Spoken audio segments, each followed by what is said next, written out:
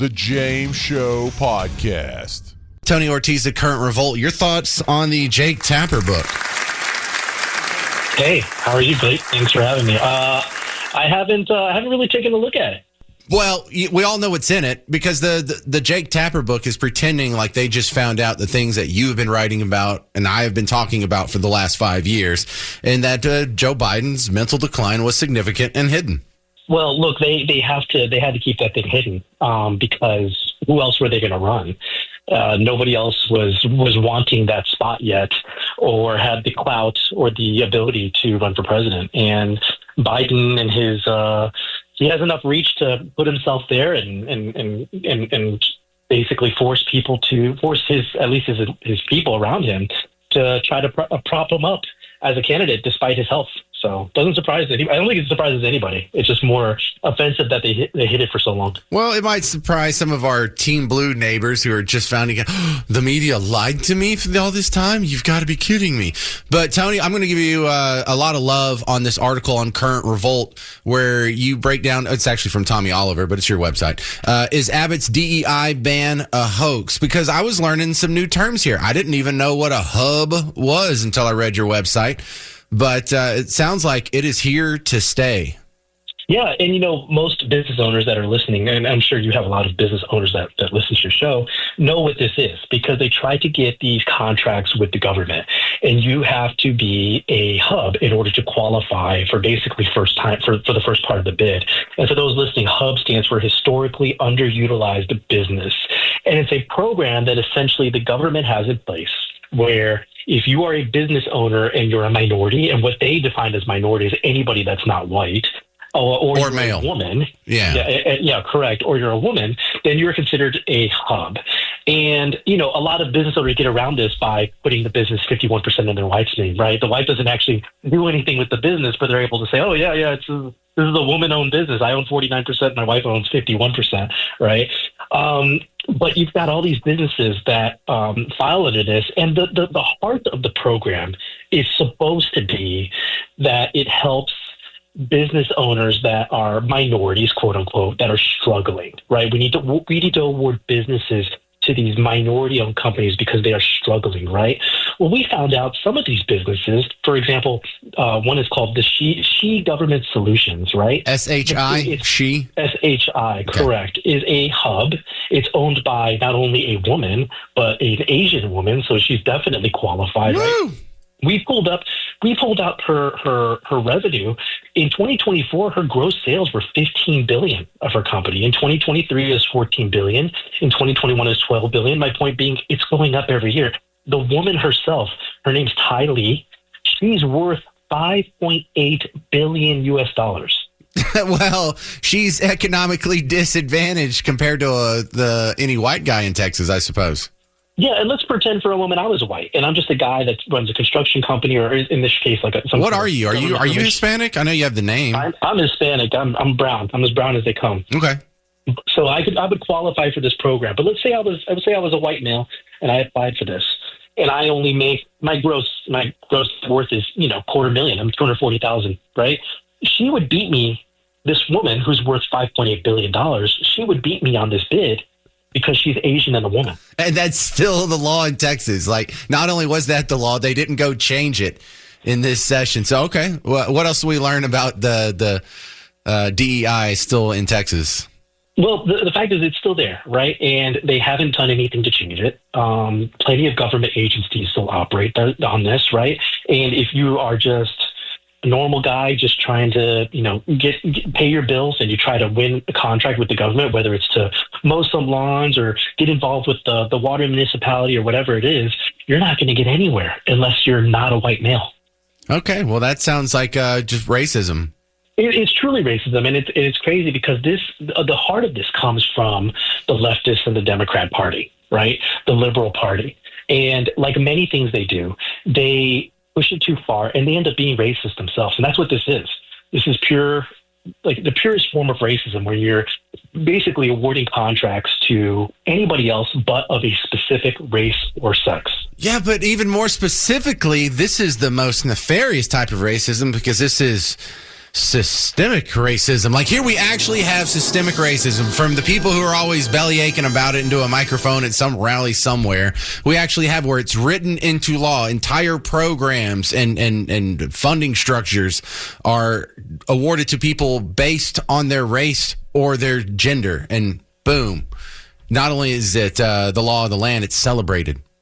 Right. And, Abbott's apparently signed this executive order. This was back in January at the beginning of the year, but this stuff is still being done. It didn't actually do anything. Like a lot of stuff that Abbott says that he's done, it's fruitless, right? I think every year Abbott has claimed that he's banning sanctuary cities. We've been banning sanctuary cities for like 6 years now. We've still got that stuff going on. We've been sealing the border for years now, based on what Abbott says.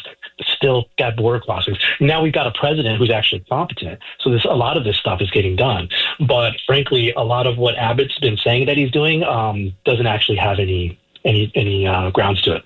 It's not actually being done. All right. So what's the solution for this? Just end this program? I mean, that sounds pretty easy.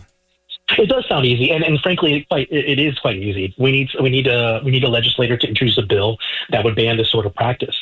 And you can have this done in the session, right? Or not this session. Oh, yeah, this one's done in the special session. Yeah, we're done here. But this can be done, and it's quite easy. And I don't see why any Republican, and frankly, Democrats should be on board with this because it's racist. Why hasn't it been done?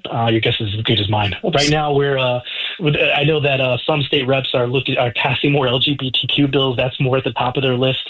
And other such nonsense. But ending this sort of practice isn't. I'm also seeing that the DEI law that's supposed to get rid of DEI in higher education and even in secondary schools, public schools, it's kind of unenforceable because all it takes is the name change for the course or the material or in the curriculum or in the synopsis or whatever.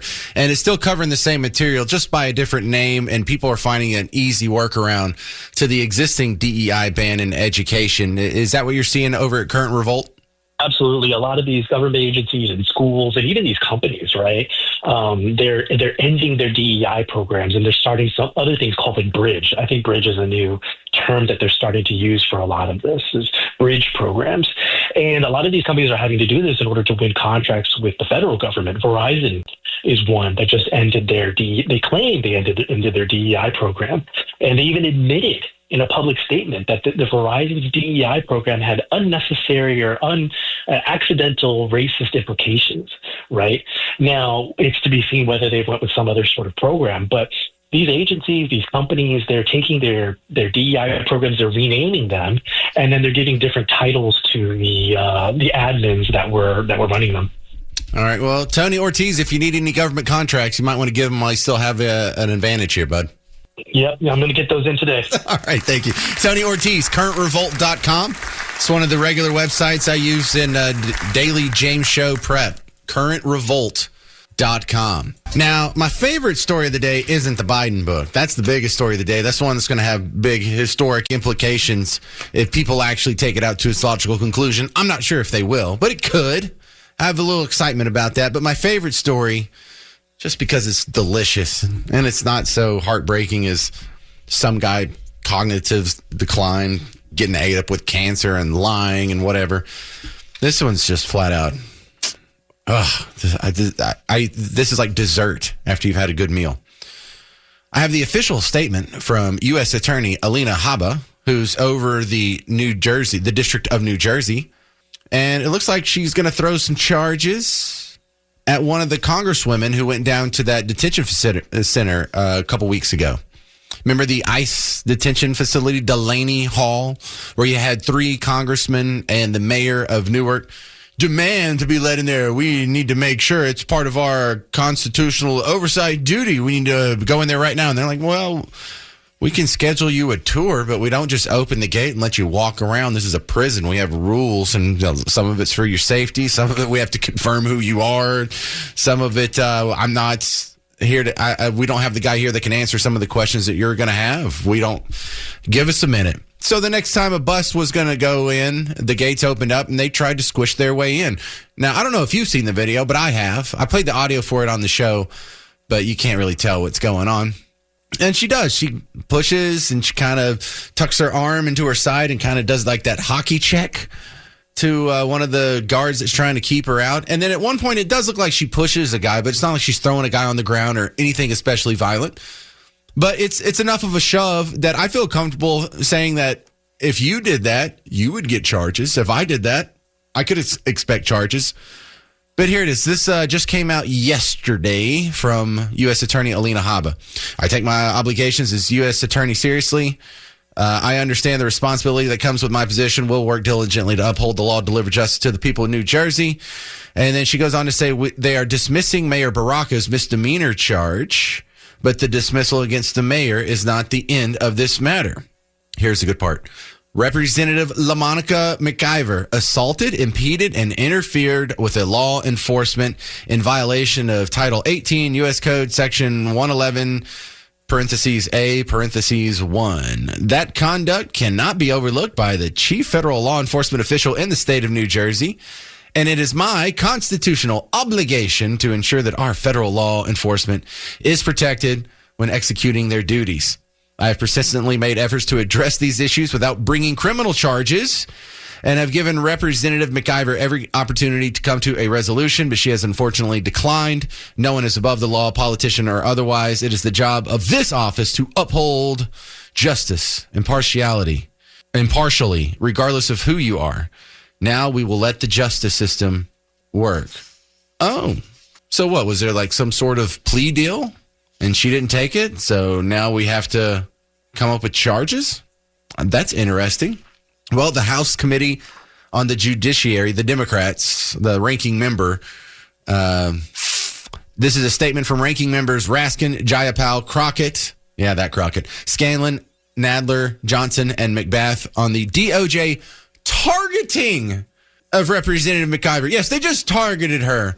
They just picked her out. She didn't really go push a cop. She didn't really go lean her shoulder into him and try and impede him during the execution of his duties. No, they're just targeting her. They're just randomly picking on her. But here's the statement.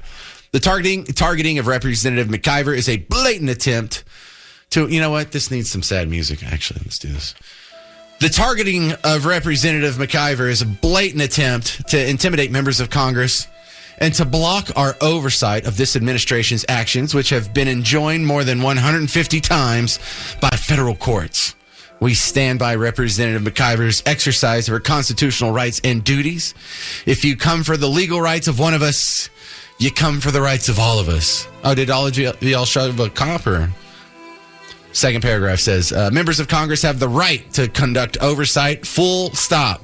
Whether that's holding cabinet officials accountable or visiting immigrations and customs enforcement facilities, Representative McIver was performing her proper oversight role, a role she was elected by the American people to do, and even participated in a 1-hour tour after the incident occurred.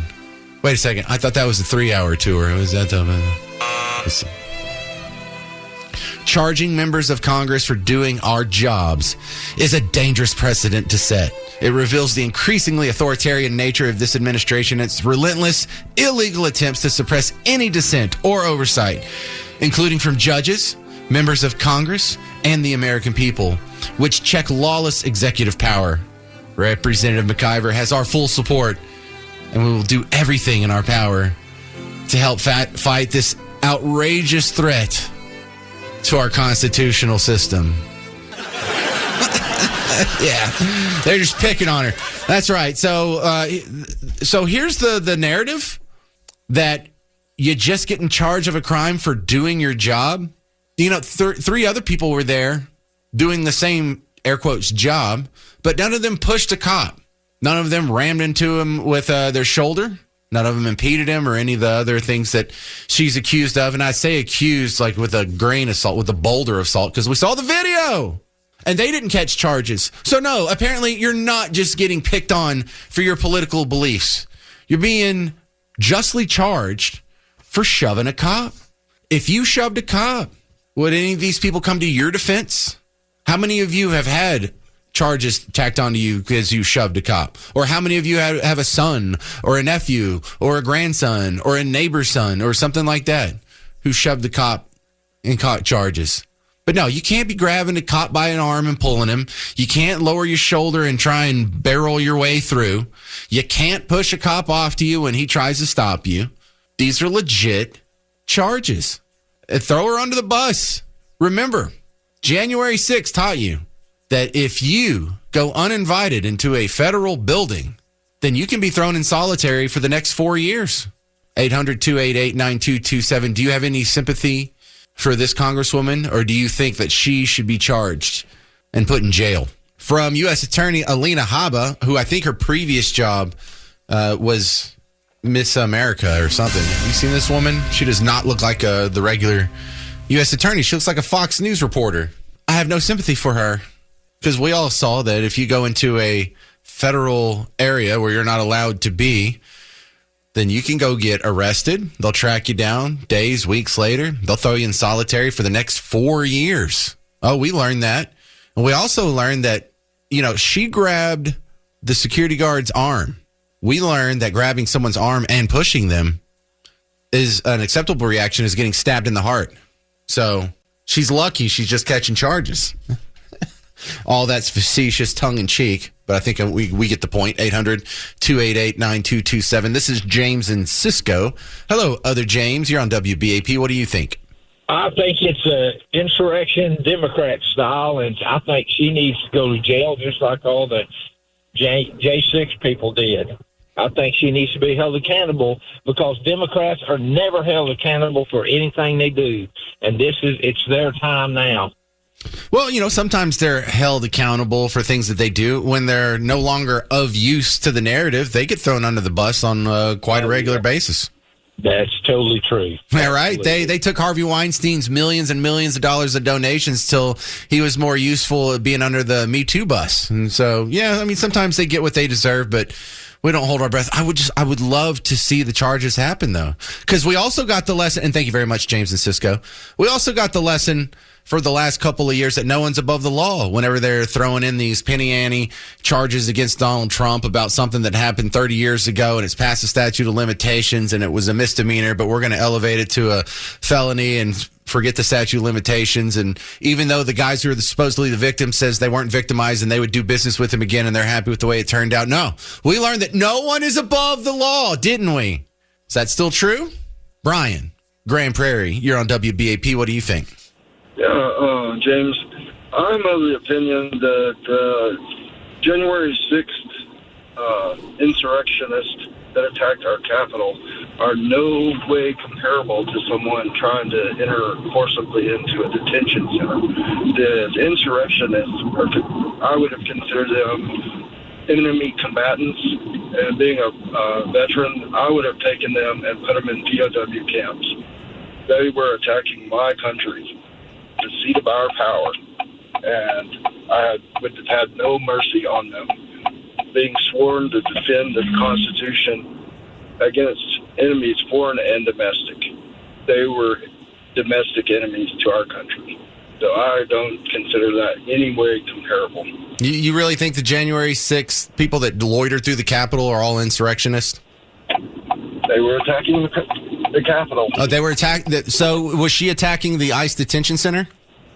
I would not consider that an attack.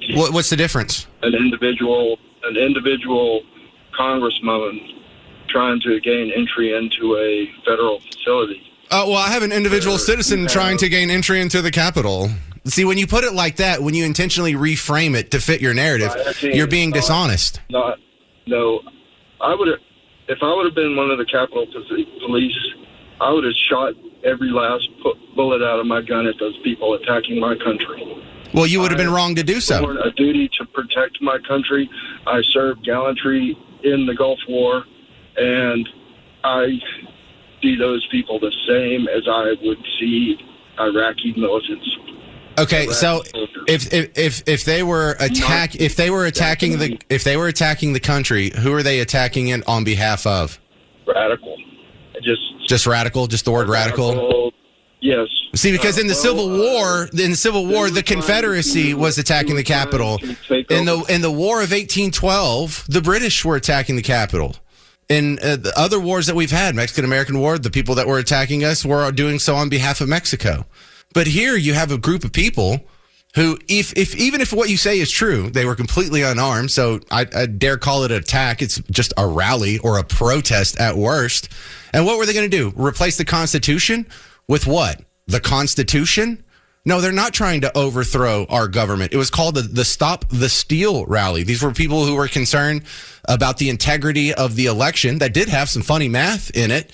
But to call it like an insurrection, or they're trying to overthrow the government and replace it with the same system of government, they're not overthrowing it on behalf of an invading force or even a competing ideology. No, it doesn't meet any of the metrics of insurrection. You're repeating what you've been told, and do you think that Joe Biden was mentally fit this entire time too? Is that what you think? I wouldn't consider him mentally fit the entire time. Did you vote for him? Last 4 years. No. Did you vote for Kamala Harris? I am a Reagan Republican, and I would have attacked every Nobody last buys one. that. Nobody buys that. Nobody who's a Reagan Republican would call the January 6ers insurrectionists. It doesn't meet any of the definitions of insurrection. You're repeating what you've been told. The Republican Party is nowhere close to where it was with Reagan. It is totally turned on its head. Yeah, they're not limited government conservatives that are more than traditional values. We don't have a politician in there now. We have some kind of crooked businessman. I know, like Reagan, who was, that's right, a Hollywood actor for his main career. Yeah, not a career politician, who had only done a stint as governor of California. Yeah, dude, everything you said, you just stepped all over yourself, but you were a great caller. None of them attempted to stop him or get in his way. He didn't have to step around them. He didn't put his shoulder down and barrel through them. He didn't grab them by the arm and try and move them. He didn't push them. He waved. He walked around, looked at some stuff, didn't knock over any statues, nothing caught fire, didn't steal anything. There was no wayward dukes. And then he left. They tracked him down. They threw him in jail for over a year, a big chunk of which was in solitary, without his full due process. But you learned from January 6th, no one is above the law. You learned from the 90-something charges that they threw at Donald Trump in 2024 alone. You were constantly reminded, no one is above the law. And if you're just brand new to the show, here's a montage. No one's above the law. The idea that no person is above the law is a bedrock principle of American justice. No man is above the law, no matter what the crime. And I agree with you. No man is above the law. No person is above the law. No one is above the law. No one is above the law. All right, I got like 8 minutes of that. I'm not doing that. But you get the point. When Donald Trump's being charged, when January 6ers are being charged, when you are being charged, when your team is being charged, no one's above the law.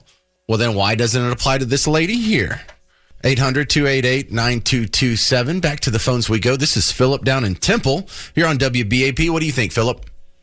No man's above the law.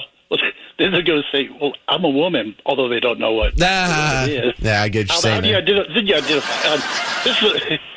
This is a rhetorical question, but what does it set for precedent? Meaning, if they don't move on with the charges, we get just more of the same. You know, that's the biggest problem of this. It'll just be more of the same unless charges are made and there's courts and trials and justice is served. However the outcome is, then it's just going to continue. Well, you know what?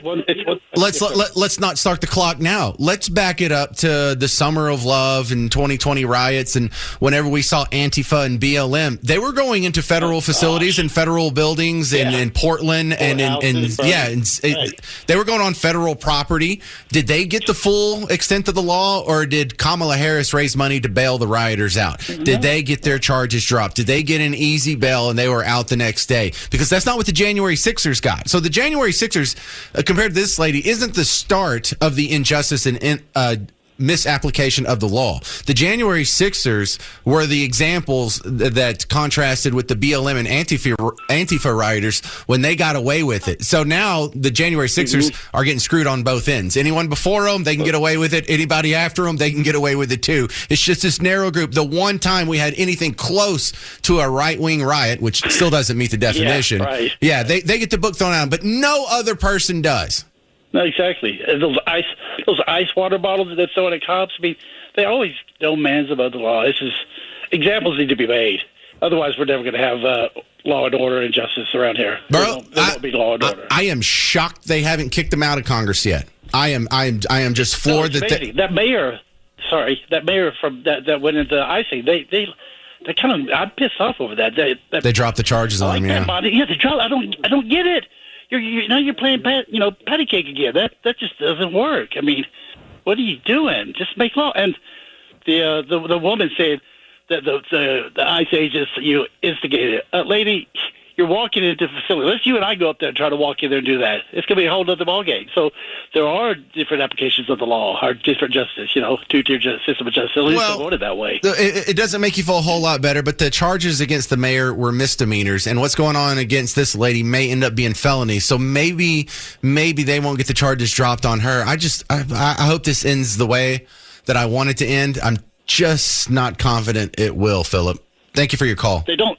Thank you. Yeah. Let's go to Chris and Crum. You're on WBAP. What do you think, Chris?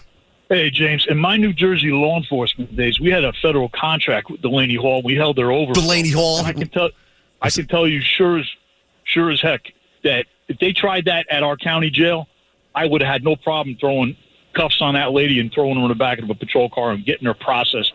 Dude, I would have had no problem doing that. I would have loved to have seen it. Now, are these felonies we're talking about here? If you grab a cop by the arm and yank on him, is that a felony? Yes, that's absolutely felony because you're in a secure facility. You're in a jail facility, which ups it. And regarding the one caller with the saying that they would shoot somebody, I think that's a little bit of military unchecked mental illness, if you ask me. Yeah, that guy was a hack. Anyone who sees what happened on January 6th and says that's an insurrection, they're just repeating what they've heard. There's no critical thinking person that really thinks that those people were trying to overthrow the government and install a different one. Not one person really thinks that.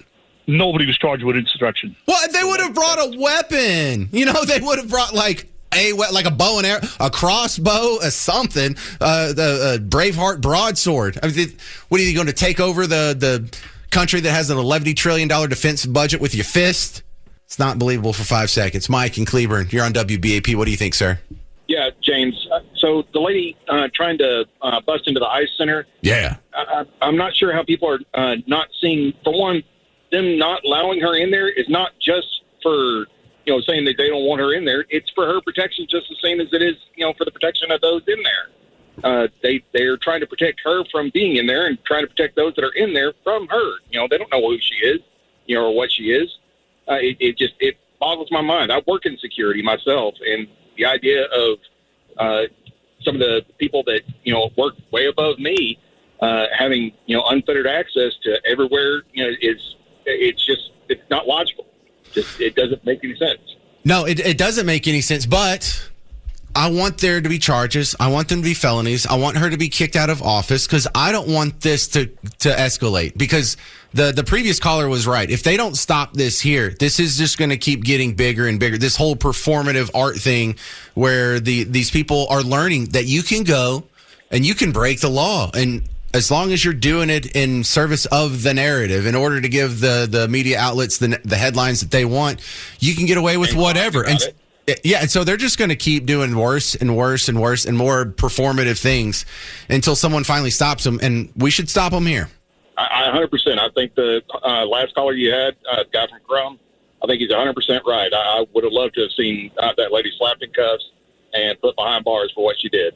Right. And I honestly feel bad for the guy that you had on there right before your break, talking about the J6 folks, were insurrectionists. It just that hurts my soul to even think about something like that. Agreed. They think we hate them. They think, oh, you must really hate all these people who are different than you. No, most of them I just feel sorry for. Whenever I see someone that's wrapped up in a hijab in 104-degree weather, I don't hate her because she's a Muslim and she's different. I'm like, oh. You don't have to do that. You're in a free country. You could just take that thing off and not just be a big ball of sweat. Whenever I see someone who's like, I don't want to have kids. I'm living my best life. I'm just going to be me. It's like, well, you're really going to regret that when you're 45. I feel sorry. I don't hate you. If you're like, kids are dumb. I'm a career woman. I'm going to chase my dream. Okay, chase your dream, but you're going to be real sad one day, and I'm going to feel sorry for you all over again when you are. It's a painful thing to watch. 800-288-0965. 9227, 800-288-9227. Your thoughts on the Congresswoman catching charges. Is there anyone who actually disagrees with her catching charges? I would like to chat with you next. 800-288-9227. We'll wrap this up, and then after that, we've got the Stars that are throwing some big parties because the hockey team's getting close to the finals. I got details on all that coming up on The James Show. News Talk 820 and 93.3 FM WBAP. Glad to know you're out there.